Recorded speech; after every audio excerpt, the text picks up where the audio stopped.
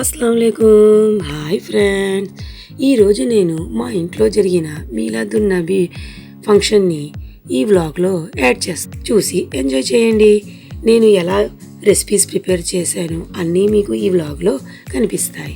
మా ఇంట్లో ఇది మీలాదున్ నబీ ఎలా జరుపుకున్నామో మీరందరూ చూడండి. ప్రతి సంవత్సరం నేను 2-3 ఇయర్స్ బట్టి ఇలా మేము ఇంట్లో జరుపుకుంటున్నాం. లాస్ట్ ఇయర్ కూడా నేను వీడియోని పెట్టాను. ఈసారి ఎలా ప్రిపరేషన్స్ అయ్యిందో చూడండి. మరి మొదలెడదామా? ముందుగా నేను ప్రతిసారి కూడా స్నాక్స్ని వెరైటీగా చేస్తూ ఉంటాను. ఈసారి నేను ఎగ్ క్రంచీ ఫింగర్స్ని చేశాను. ఇంకా చాట్, ఇంకా కద్దుకా ఖీర్, సగ్గుబియ్యం వేసి, ఇంకా చాలా అంటే స్ప్రింగ్ రోల్. నేను ప్రతి సంవత్సరం కూడా వెరైటీస్ని ప్రిపేర్ చేద్దామంటే నాకు చాలా ఇష్టం. ఎందుకంటే ఎప్పుడో మన ఫంక్షన్ జరుగుతుంది కాబట్టి అలా అయినా మా బంధువులు వచ్చి నా ఈ రెసిపీస్ని ట్రై చేస్తారని ముందుగా నేను స్ప్రింగ్ రోల్ని ప్రిపేర్ చేద్దామని ఇది ముందు రోజే నేను ప్రిపేర్ చేసుకొని ఫ్రీజ్ చేసుకున్నాను. ఎందుకంటే ఆ రోజే నేను తయారు చేయాలంటే టైం అన్నది సరిపోదు. అందుకే నేను మా అమ్మాయి ముందు రోజే ఇలా చాపింగ్ చేసుకొని స్ప్రింగ్ రోల్ స్టఫింగ్ని ప్రిపేర్ చేస్తున్నాను. స్ప్రింగ్ రోల్లో నేను చికెన్ని కూడా యాడ్ చేశాను. చికెన్ని కూడా మంచిగా శుభ్రంగా కడిగి దాంట్లో వాటర్ అంతా మొత్తం డ్రైన్ అయిపోయాక దీన్ని ష్రెడెడ్ చికెన్గా ప్రిపేర్ చేయాలి కాబట్టి మంచి వాటర్లో బాయిలింగ్ వచ్చిన తర్వాత ఈ చికెన్ని వేసి కొంచెం ఉప్పు, కొంచెం ఆయిల్ వేసుకొని 10 మినిట్స్ పాటు హై ఫ్లేమ్లోనే ఉడకనివ్వాలి. చూసారా ఎంత చక్కగా ఉడికిపోయిందో. మరీ ఎక్కువ ఉడకబెట్టినా రబ్బర్లా అయిపోతుంది. చూసి మనం 10 మినిట్స్లో తీసేవచ్చు. ఇది చల్లారనిద్దాం. ఇందు గురించి క్యారెట్, క్యాప్సికంలో రెడ్ క్యాప్సికం, గ్రీన్ క్యాప్సికం రెండింటిని కూడా తీసుకున్నాను.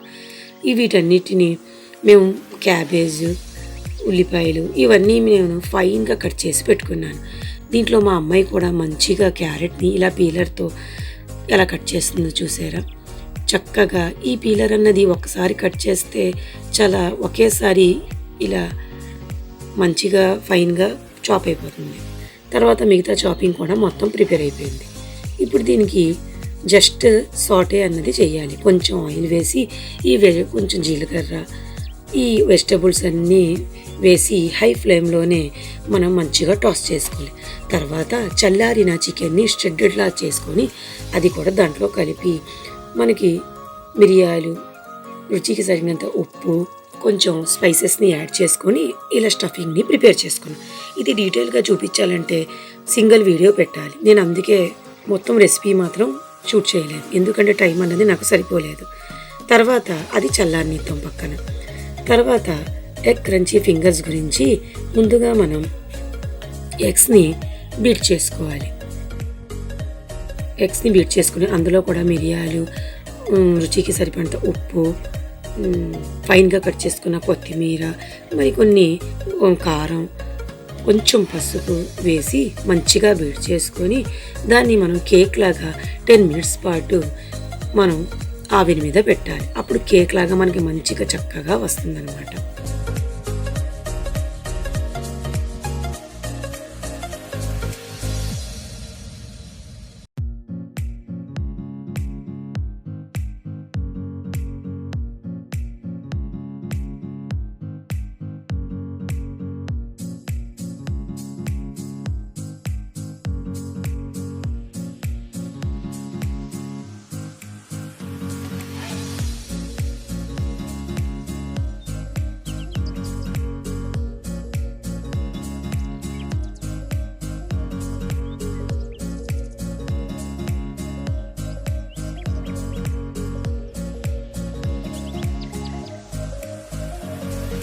అది చల్లారనిచ్చిన తర్వాత దాన్ని స్ట్రైప్స్లా కట్ చేసుకొని నేను మైదాకి బదులు సెలరీలో జవార్ మరియు కార్న్ఫ్లవర్, కొంచెం ఉప్పు, చిల్లీ ఫ్లేక్స్ వేసి మంచిగా పల్చటి బ్యాటర్ని తయారు చేసుకొని ఎగ్ క్రంచీ ఫింగర్స్ని అందులో డిప్ చేసి తర్వాత బ్రెడ్ క్రమ్స్లో డిప్ చేసి మంచిగా ఫ్రిజ్ చేసుకున్నాను ముందు రోజే. అంటే మనకి రెండో రోజు గెస్ట్కి సర్వ్ చేసే ముందు ఎంచక్క ఫ్రై చేసి ఇస్తే వేడివేడిగా చాలా అంటే చాలా ఎమ్మిగా ఉంటుంది. అందుకు తర్వాత దీన్ని ఫ్రిజ్ చేసుకొని ఇలా కవర్స్లో పెట్టి డీప్ ఫ్రిడ్జ్లో పెట్టేసుకున్నాను. తర్వాత రెండో రోజు చాట్ని కూడా ప్రిపేర్ చేద్దామని మొత్తం బఠానీలని నానబెట్టుకున్నాను. ఇలా ముందు రోజైన మనం సగం ప్రిపరేషన్ చేసుకుంటే మనకి రెండో రోజు అంత స్టెయిన్ అన్నది ఉండదు. ఇలా మనం మొత్తం అన్నింటినీ నేను మా అమ్మాయి కలిసి చక్కగా మా వారు ముగ్గురం కలిసి ప్రిపేర్ చేస్తాం. తర్వాత ఈ స్టఫింగ్ అన్నది స్ప్రింగ్ రోల్ స్టఫింగ్ చల్లారిపోయిందనమాట. దాన్ని నేను స్ప్రింగ్ రోల్ షీట్స్ని తెప్పించాను ఆన్లైన్లో. దాంట్లో ఈ స్టఫింగ్ అన్నది స్టఫ్ చేసి ఇలా మైదాని కొంచెం పల్చగా మనం తయారు చేసుకుని దాంతో నేను ఇలా ప్రిపేర్ చేసుకున్నాను. దీన్ని కూడా ఫ్రీజ్ చేసుకొని కవర్స్లో వేసుకొని అది కూడా రెడీగా పెట్టుకున్నాను. ఇప్పటికి 2 ఐటమ్స్ అన్నది కంప్లీట్ అయిపోయింది. ఇది రాత్రి నేను ముందు రోజు రాత్రి ఇవి 2 నేను ప్రిపేర్ చేసి పెట్టుకున్నాను. మినిమం 55 పీసెస్ అయినా నేను తయారు చేస్తాను. నేను 45 మెంబర్స్ వరకు పిలుస్తాను. అందుకే కొంచెం ఎక్కువే ప్రిపేర్ చేసి పెట్టుకుంటాను. తర్వాత రెండో రోజు ఉదయం చాట్ గురించి ప్రిపేర్ చేస్తున్నాను. ఈ బఠానీలు చక్కగా నానిపోయి అందులో నేను 2 కుక్కర్లో నేను ఉడకబెడదామని 2 కుక్కర్లు పెట్టాను. ఒక కుక్కర్లో అయితే ఇది సరిపోదు. అందుకే సగం సగం వేసి అందులో ఒక్కొక్క బంగాళదుంపని పెద్ద సైజు బంగాళదుంపని ఇలా కట్ చేసి వేసుకున్నాను. అందులో కొంచెం పసుపు ఉప్పు వేసి హై ఫ్లేమ్ మీద ఒక విజిల్ వచ్చాక సిమ్లో 5 మినిట్స్ పాటు ఉడకబెడితే చూసారా ఎంత చక్కగా బఠానీలు ఉడిపోయాయో. ఇది నేను లాస్ట్లో చాట్ అన్నది ప్రిపేర్ చేస్తాను, ఎందుకంటే వేడిగా ఉంటుంది కాబట్టి. తర్వాత ఒకవైపు ఆ బఠానీలు ఉడుకుతున్నాయి, ఇంకోవైపు నేను స్వీట్ని ప్రిపేర్ చేద్దాం. నేను కద్దుగా ఖీరు సగ్గుబియ్యం వేసి ప్రిపేర్ చేశాను. నేను గోధుమ రవ్వ వేసి కూడా ప్రిపేర్ చేస్తాను, అది ముందు మీతో షేర్ చేశాను. ఇది సగ్గుబియ్యం వేసి ఆనపకాయ పాయసం చాలా అంటే చాలా ఎమ్మిగా ఉంటుంది. పచ్చికోవ కూడా వేస్తారు ఇందులో. దీని టేస్ట్ అన్నది వేరుగా ఉంటుంది. దాని గురించి నేను బాదాంని ఒలుస్తున్నాను. ఇంతలో మా అమ్మగారు ఫోన్ వస్తే ఫోన్లో మాట్లాడుతూ నా పని నేను చేసుకుంటున్నాను అనమాట. ఇప్పుడు ఇది పేస్ట్ చేసుకొని పెట్టుకోవాలి. మనం పాయసం ప్రిపేర్ చేయడానికి కొబ్బరి పేస్టు ఇంకా బాదం పేస్ట్ కంపల్సరీ, కండెన్స్డ్ మిల్క్ ఇవన్నీ వేస్తేనే మనకి రిచ్ ఫ్లేవర్ అన్నది వస్తుంది. అంతలో మా వారు ఇలా ఇంట్లో కర్టన్స్ అన్నీ చేంజ్ చేసి ఇంటిని డెకరేషన్ చేస్తున్నారు. తర్వాత మా అమ్మాయి కూడా ఎంటర్ అవుతుంది, ఎందుకంటే లైటింగ్స్ అవి పెట్టడం అన్నది ఉంటుంది. ఇలా మేమిద్దరం ఈ పని చేస్తుంటే మా వారు మొత్తం కర్టన్స్ అన్నీ చేంజ్ చేసి మొత్తం డెకరేషన్ అన్నది స్టార్ట్ చేశారు. ఇది ప్రిపేర్ చేస్తుంటే బ్రేక్ఫాస్ట్ టైం అయిపోయింది కాబట్టి నేను ఏం చేశాను అంటే ఒకవైపు టీని పెట్టేశాను. టీ దాంట్లో కంపల్సరీ మాకు అల్లం అన్నది కావాలి, ఎందుకంటే టీ రుచి మరింత పెరిగిపోతుంది. ముందు రోజు స్ప్రింగ్ రోల్ స్టఫింగ్ అనేది కొంచెం ఉండిపోయింది. నేను ఏం చేశానంటే ఎలాగైనా బ్రౌన్ బ్రెడ్ అన్నది ఇంట్లో ఉంది కాబట్టి శాండ్విచ్ చేద్దామని నాకు ఐడియా వచ్చింది. నేను ఏం చేశానంటే ఈ స్టఫింగ్ ఉండిపోయింది కదా, అందులో కొంచెం ఆరిగానో, మిక్స్డ్ హెర్బ్స్, మయోనీస్, కొంచెం వైట్ పెప్పర్, గార్లిక్ పౌడర్ ఇవన్నీ వేసి నేను మంచి శాండ్విచ్ స్టఫింగ్ అనేది ప్రిపేర్ చేశాను. ఇది శాండ్విచ్ చాలా అంటే చాలా ఎమ్మీగా ఉంది. మాకు మంచి చికెన్ వెజ్ శాండ్విచ్ ప్రిపేర్ అయిపోయింది. ఇలా ఇది తయారు చేసేలోపు టీ కూడా రెడీ అయిపోయింది. చూసారా మా బ్రేక్ఫాస్ట్ అన్నది ఎంత బాగుందో. ఈ రుచి కూడా చాలా ఎమ్మీగా ఉంది. మనం ఇలాగా మిగిలిపోయిన వాటితో వేరే దాంట్లో కొంచెం కన్వర్ట్ చేసి మనం మంచి బ్రేక్ఫాస్ట్ అనేది తయారు చేసుకోవచ్చు. నేను ఏది వేస్ట్ అవ్వనివ్వను. మాకు ఇలా బ్రేక్ఫాస్ట్ కూడా అయిపోయింది, పని కూడా మిగిలింది.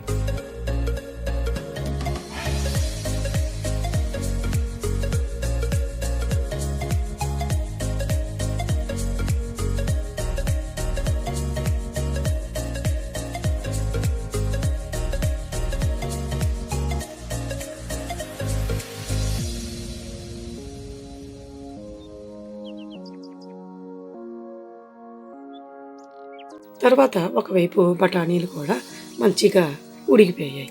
ఈ చాట్ అన్నది నేను తర్వాత ప్రిపేర్ చేస్తాను.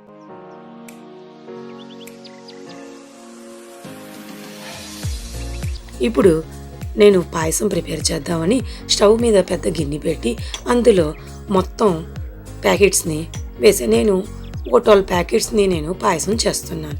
ఇది మొత్తం వేసిన తర్వాత కొంచెం వాటర్ వేసి, నేను వాటర్ అనేది ఎక్కువ వేయను, ఎందుకంటే మనకి పాలు చిక్కగా ఉండే ఫుల్ ఫ్యాట్ మిల్క్ని తీసుకుంటాను. మనకి మిల్క్ అన్నది చాలా రిచ్గా ఉంటేనే పాయసం చాలా బాగా వస్తుంది. నేను వాటర్ కొంచెం కిందన డైరెక్ట్గా మనం పాలు వేస్తే కింద అడుగింటిపోతుంది. మనం పాయసం అన్నది చాలా తిప్పుతూనే ఉండాలి పాయసం ప్రిపేర్ చేసినప్పుడు. అందుకే మా అమ్మాయి చూసారా అలా వచ్చి మధ్యలో కలుపుతూనే ఉంది. మనకి ఇది అడుగింటకుండా ఉండాలంటే మనం ఓ గ్లాస్ వాటర్ అయినా వేయాలి. అందుకే నేను కొంచెం వాటర్ వేస్తాను. మిగతా అంతా నేను పాల్లోనే మొత్తం పాయసాన్ని ప్రిపేర్ చేస్తానన్నమాట. ఇలా ఒకవైపు పాలు మరుగుతుంది, ఇంకోవైపు నేను ఆనపకాయని మొత్తం తొక్క తీసి మొత్తం ఇలా నేను గ్రేట్ చేస్తున్నాను. పాయసంలో మా అమ్మాయి చాలా ఎక్స్పర్ట్ అయిపోయింది. అలా కొంచెం కూడా కిందన అడుగింటకుండా అలా కలుపుతూనే ఉంటుంది. నేను ఇది ప్రిపేర్ చేసే వరకు నేను ఒకటి వేస్తుంటే తనే మొత్తం పాయసం ప్రిపేర్ చేసేస్తుంది. పిల్లలకి మనం ఇప్పటి నుంచి అలవాటు చేస్తే వాళ్ళు ఎంత పనైనా చాలా ఈజీగా చేసేస్తారు. వాళ్ళకి స్ట్రెస్ అన్నది కూడా ఉండదు. చదువుతో పాటు మనకి ఇంటి పనులు కూడా పిల్లలకి చెప్తూ ఉండాలి. మా అమ్మాయి ఆల్మోస్ట్ క్లీనింగ్ కానీ కుకింగ్ కానీ ఏదైనా చాలా చక్కగా ప్రిపేర్ చేసేస్తుంది. ఎందుకంటే తను 8th స్టాండర్డ్లో ఉన్నప్పటి నుంచే కొంచెం చేసి రెసిపీస్ చేయడం నేను అలవాటు చేస్తాను. దానివల్ల తను ఇప్పుడు ఎంత కుకింగ్ అయినా చాలా చక్కగా చేసేస్తుంది. నేను మొత్తం ఆనపకాయ తొక్క తీస్తే తిను మొత్తం గ్రేట్ అన్నది చేసేస్తుంది. చాపింగ్ గ్రేటింగ్ మొత్తం తను బాగా ఏమీ అలిసిపోకుండా చేసేస్తుంది. మొత్తం మన పనిలో మన పిల్లలు హెల్ప్ చేస్తే మనకి చాలా సంతోషం వేస్తుంది. మనం చెప్పకుండానే ఏం చేయాలని వచ్చి పిల్లలు అడిగి ఇలా మనకి హెల్ప్ చేస్తుంటే చాలా బాగా అనిపిస్తుంది.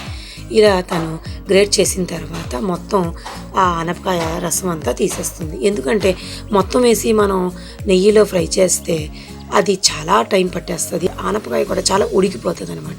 అందుకే మనం ఏం చేయాలంటే గ్రేట్ చేసిన తర్వాత దానిలో వాటర్ అనేది మనం మొత్తం తీసేయాలి. ఆ వాటర్ వేస్ట్ చేయకుండా మనం కొంచెం పటికి బెల్లం కలిపి తాగేయవచ్చు. మనకి వంటికి చలవ చేసి చాలా దీనివల్ల బెనిఫిట్స్ ఉన్నాయి. లేదా మనం చపాతీ పిండి కలిపినప్పుడు మనం నార్మల్ వాటర్తో కాకుండా ఇలా ఆనపకాయ వాటర్ ఉంటుంది కదా, అలా మనం ఫ్రిడ్జ్లో పెట్టిన తర్వాత మనకి ఎప్పుడు కావాలంటే కానీ ఒక రోజులో ఇది వాడేయాలన్నమాట. నేను ఇది ఉదయం ప్రిపేర్ చేశాను కాబట్టి ఇది ఫ్రిడ్జ్లో పెట్టేశాను. రాత్రి ఎలాగో చపాతీ చేస్తాం కాబట్టి ఈ ఆనపకాయ వాటర్తో నేను చపాతీ పిండిని కలిపేసుకున్నాను. మనం ఏది కూడా వేస్ట్ చేయకూడదు. నేను మాత్రం ఇది ఏది వేస్ట్ చేయను. ఏదో ఒకటి దాంట్లో నేను యూజ్ చేసేస్తాను. చాలామంది కూడా యూజ్ చేస్తారు.